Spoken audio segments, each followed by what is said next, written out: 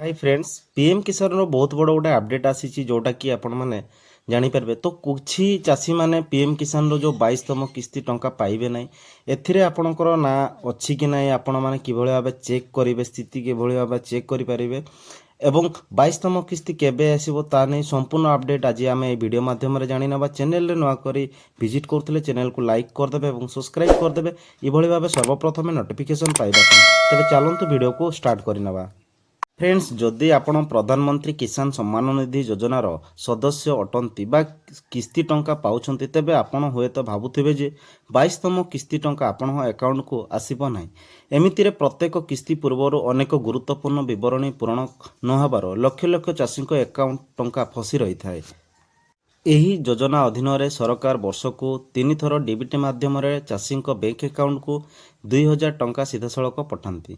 ବର୍ତ୍ତମାନ ଲକ୍ଷ ଲକ୍ଷ ଚାଷୀ ଏହି ଯୋଜନାର ଲାଭ ଉଠାଉଛନ୍ତି। ହେଲେ ଏହାର ଲାଭ କେବଳ ସେହିମାନଙ୍କୁ ମିଳେ ଯେଉଁମାନେ ଯୋଜନାର ସର୍ତ୍ତାବଳୀ ପୂରଣ କରିଥାନ୍ତି।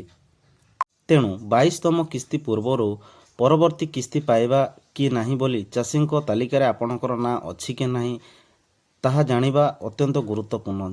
ଯେଉଁ ଚାଷୀ ଟଙ୍କା ପାଇବେ ନାହିଁ ତାହା ଜାଣନ୍ତୁ ଏବଂ ଆପଣଙ୍କର ସ୍ଥିତି ମଧ୍ୟ ଯାଞ୍ଚ କରନ୍ତୁ। ତେବେ କେଉଁ ଚାଷୀମାନଙ୍କୁ କିସ୍ତି ଟଙ୍କା ମିଳିବ ନାହିଁ? ଦେଖନ୍ତୁ, କେନ୍ଦ୍ର ସରକାର ଦେଶର ଲକ୍ଷ ଲକ୍ଷ ଚାଷୀଙ୍କୁ ପ୍ରଧାନମନ୍ତ୍ରୀ କିସାନ ସମ୍ମାନ ନିଧି ଯୋଜନାର ଅଧୀନରେ କିସ୍ତି ଟଙ୍କା ପ୍ରଦାନ କରନ୍ତି। ହେଲେ ଅନେକ ଚାଷୀ ଏହି କିସ୍ତି ପାଇପାରନ୍ତି ନାହିଁ। ଅସମ୍ପୂର୍ଣ୍ଣ ସୂଚନା ପ୍ରାୟତଃ ଏହାର କାରଣ।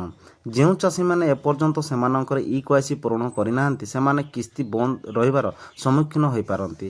ଏହା ବ୍ୟତୀତ ସେମାନଙ୍କର ବ୍ୟାଙ୍କ ଆକାଉଣ୍ଟର ଆଧାର ସହିତ ଲିଙ୍କ କରିବାରେ ବିଫଳ ହୁଅନ୍ତି ଏବଂ ଭୁଲ ଆକାଉଣ୍ଟ ନମ୍ବର, ଭୁଲ ନାମ କିମ୍ବା ଆଇଏଫ୍ଏସସି କୋଡ୍ ତ୍ରୁଟି ମଧ୍ୟରେ ପେମେଣ୍ଟ ବିଫଳ ମୁଖ୍ୟ କାରଣ ହୋଇଥାଏ। ଅନେକ କ୍ଷେତ୍ରରେ ଜମି ରେକର୍ଡ ଆପଡେଟ୍ ନ ହେବା କାରଣରୁ ଚାଷୀମାନଙ୍କୁ ଅଯୋଗ୍ୟ ବିବେଚିତ କରାଯାଇପାରେ। ସରକାର ସ୍ପଷ୍ଟ ଭାବେ କହିଛନ୍ତି ଯେ କେବଳ ଯୋଗ୍ୟ ଚାଷୀମାନେ ଏହି ଯୋଜନାର ଲାଭ ଉଠାଇ ପାରିବେ। ଯଦି କୌଣସି ଚାଷୀ ଯୋଗ୍ୟ ଉପରେ ପ୍ରଶ୍ନ ଉଠାଇବା କିମ୍ବା ସେମାନଙ୍କର ଡକ୍ୟୁମେଣ୍ଟ କୌଣସି ଅସଙ୍ଗତ ଦେଖାଯାଏ, ତେବେ ହିତାଧିକାରୀଙ୍କ ତାଲିକାରୁ ତାଙ୍କ ନାମ ବାଦ କରାଦିଆଯିବ।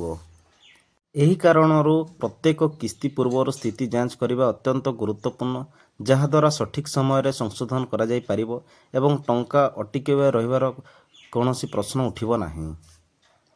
ତ ଫ୍ରେଣ୍ଡସ୍, ସ୍ଥିତି କିଭଳି ଭାବେ ଆପଣ ଯାଞ୍ଚ କରିବେ? ଦେଖନ୍ତୁ, ଆପଣଙ୍କ ସ୍ଥିତି ଯାଞ୍ଚ କରିବାକୁ ପ୍ରଥମେ ସରକାରୀ ୱେବସାଇଟ୍ ଯେଉଁଟାକି ଆପଣଙ୍କର ରହିଛି pmkisan.gov.in କୁ ଯାଞ୍ଚ କରନ୍ତୁ। ଆପଣ ପିଏମ୍ କିସାନ ମୋବାଇଲ ଆପ୍ ମାଧ୍ୟମରେ ମଧ୍ୟ କରିପାରିବେ। ହୋମ୍ ପେଜ୍ରେ ନାଓ ୟୁଅର୍ ଷ୍ଟାଟସ୍ରେ ବିକଳ୍ପ ଚୟନ କରି ଉପଲବ୍ଧ କ୍ଲିକ୍ କରିବେ। ଏଠାରେ ଆପଣଙ୍କର ପଞ୍ଜୀକରଣ ନମ୍ବର ପ୍ରବେଶ କରିବେ, ଯେଉଁଟାକି ଯଦି ଆପଣଙ୍କର ନମ୍ବର ମନେ ନାହିଁ ତେବେ ଆପଣଙ୍କ ନାଓ ୟୁଅର୍ ରେଜିଷ୍ଟ୍ରେସନ ନମ୍ବରକୁ ଯାଇ ଆପଣ ମୋବାଇଲ ନମ୍ବର କିମ୍ବା ଆଧାର ନମ୍ବର ବ୍ୟବହାର କରି ଏହାକୁ ପୁନରାବୃତ୍ତି କରିପାରିବେ। ଦେଖନ୍ତୁ, ଆପଣଙ୍କର ପଞ୍ଜୀକରଣର ନମ୍ବର ପ୍ରବେଶ କରିବା ପରେ କ୍ୟାପଚର କୋଡ୍ ପ୍ରବେଶ କରିବେ। ତାପରେ ବିବରଣୀ ପ୍ରାପ୍ତ ଉପରେ କ୍ଲିକ୍ କରିବେ। ଆପଣଙ୍କର ସମ୍ପୂର୍ଣ୍ଣ ସୂଚନା ସ୍ଥିତିର ଦେଖାଯିବ, ଯାହା ସ୍ପଷ୍ଟ ଭାବେ ସୂଚିତ କରିବ ଯେ ଆପଣଙ୍କର କିସ୍ତି କି ଅଛି କି ନାହିଁ ଏବଂ ଯଦି ନାହିଁ ତ ଏହାର କାରଣ କ'ଣ। ତ ପ୍ରତ୍ୟେକ ଷ୍ଟାଟସ୍ ଆପଣଙ୍କୁ ସେଠି ଶୋ ହୋଇଯିବ।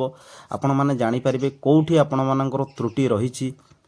ଦେଖନ୍ତୁ, ପ୍ରତ୍ୟେକ ଚାଷୀ ଭାଇମାନଙ୍କର ମନରେ ଯେଉଁ ରହିଛି ପ୍ରଶ୍ନ ଯେ 22ତମ କିସ୍ତି କେବେ ଆସିବ, ଯେଉଁଟା 21ତମ କିସ୍ତି ନଭେମ୍ବରରେ ପହଞ୍ଚିଛି। ତେଣୁ ପରବର୍ତ୍ତୀ କିସ୍ତି ଫେବୃଆରୀ ପାଖାପାଖି ଆସିବାର ସମ୍ଭାବନା ଅଛି। ହେଲେ ଏହା ସରକାର ଏପର୍ଯ୍ୟନ୍ତ କୌଣସି ସରକାରୀ ତାରିଖ ଘୋଷଣା କରିନାହାନ୍ତି।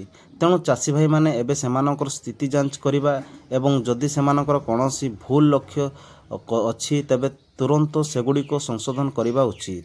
ତ ଫ୍ରେଣ୍ଡସ୍, ଇନଫର୍ମେସନଟି ଯଦି ଭଲ ଲାଗିଥାଏ ତାହେଲେ ଚ୍ୟାନେଲକୁ ଲାଇକ୍ କରିଦେବେ ଏବଂ ସବସ୍କ୍ରାଇବ୍ କରିଦେବେ ଏଭଳି ଭାବେ ସର୍ବପ୍ରଥମେ ନୋଟିଫିକେସନ୍ ଜାଣିବା ପାଇଁ।